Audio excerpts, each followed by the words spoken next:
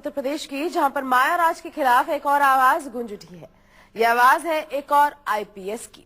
पूर्व DIG fire के बाद ये बगावती तेवर है आईपीएस अमिताभ ठाकुर के, जो सीएम साहिबा के खास सिपहसालारों के खिलाफ सीधे अदालत ही जा पहुंचे हैं। श्री कुंवर फतेह बहादुर प्रमुख सचिव गृह एवं श्री विजय सिंह सचिव माननीय मुख्यमंत्री इसमें प्रतिवादी हैं। ये हैं यूपी के आईपीएस अधिकारी अमिताभ ठाकुर और ये बन गए हैं पूर्व डीआईजी फायर डीडी मिश्रा के बाद यूपी के अगले बागी आईपीएस। अमिताभ ठाकुर का वैसे भी सरकार से बगावत का पुराना इतिहास रहा है।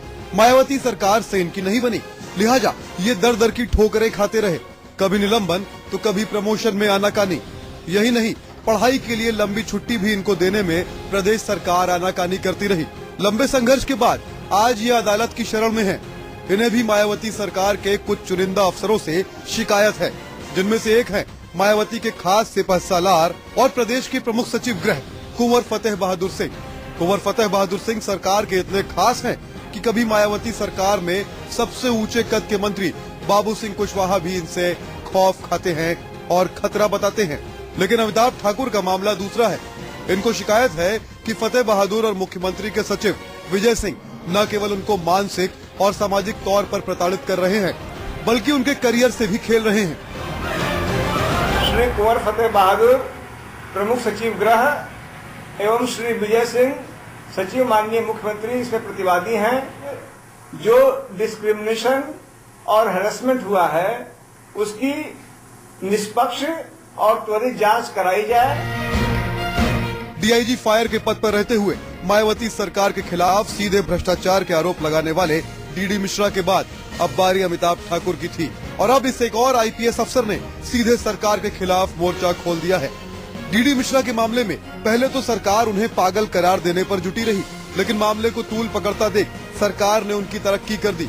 मिश्रा के आरोपों की गूंज अभी ठंडी नहीं पड़ी थी कि फिर से एक नई आवाज अमिताभ ठाकुर की ओर से बुलंद हो रही है, और वो भी इलाहाबाद हाई कोर्ट की लखनऊ खंडपीठ में, जहां अमिताभ ने न केवल इन अधिकारियों के खिलाफ शिकायत दर्ज की है, बल्कि उन्हें दंडित करने की मांग भी की है। आरोप है कि कुंवर फतेह बहादुर और विजय सिंह समेत कुछ अधिकारी समय समय पर अमिताभ ठाकुर का उत्पीड़न करते रहे, उन्हें मुकदमों में उलझाए रहे, और जब उनसे कुछ नहीं बन पाया तो उनकी बहाली एसपी रूल्स एंड मैनुअल के उस पद पर कर दी जो इस वक्त काम में ही नहीं है। इतना ही नहीं, साजिशन उन्हें डीआईजी के पद पर प्रमोट नहीं किया जा रहा है। मैंने इस प्रकरण पे माननीय मुख्यमंत्री, प्रमुख सचिव गृह, मुख्य सचिव, डीजीपी, मैंने सभी स्तरों पे अपनी प्रार्थना पत्र दिया, और चूंकि किसी स्तर पर कोई मेरे संज्ञान के अनुसार कोई कार्रवाई नहीं होने के बाद ही मुझे माननीय उच्च न्यायालय। अमिताभ ठाकुर द्वारा अदालत में मायावती सरकार को चुनौती निश्चित तौर पर एक बड़ा मामला साबित होगी, क्योंकि जिस तरह से पहले ही डीडी मिश्रा और फिर बाबू सिंह कुशवाहा माया सरकार के खिलाफ बगावत की ताल ठोक चुके हैं, और अब अमिताभ ठाकुर मैदान में हैं। यानी नेता हो या नौकरशाह, हर कोई माया सरकार के खिलाफ जुबान खोल रहा है। उसे देखते हुए ये संभव है कि चुनावी मौसम में न केवल ये विरोधियों के लिए एक बड़ा मुद्दा साबित होगा, बल्कि खुद सरकार के लिए ये किसी मुसीबत से कम नहीं होगा।